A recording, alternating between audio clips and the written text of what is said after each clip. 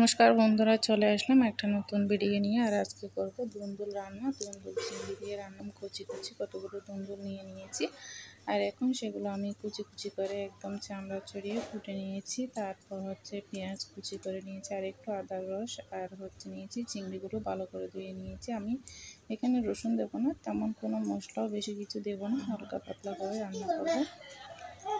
আর এখন কড়াইতে দিয়ে দিলাম তেল, তারপর দিয়ে দিলাম পেঁয়াজ কুচি দিয়ে দেবো। তারপর হালকা করে ভেজে নিচ্ছি, আর তার সাথে আমি চিংড়িগুলো দিয়ে দেবো। একটু করে ভেজে নিয়েছি, তারপর দিয়ে দিচ্ছি হলুদের গুঁড়া,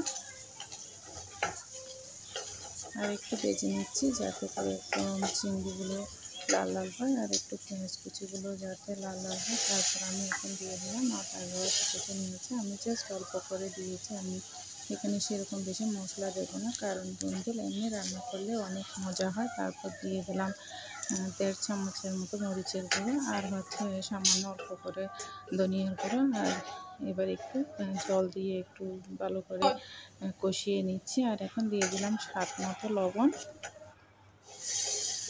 দুন্দুলগুলো অনেকে একটু বড় বড় টুকরা করে রান্না করে, আর আমি একটু ছোটো ছোটো টুকরা করে রান্না করেছি। আর এখন আমার মরিচ মশলাগুলো কষানো হয়ে গেছে। আর এখন আমি দিয়ে দিলাম দুন্দুল দিয়ে দিচ্ছি, দিয়ে একটু সামান্য করে কিছুক্ষণ কষিয়ে নেব।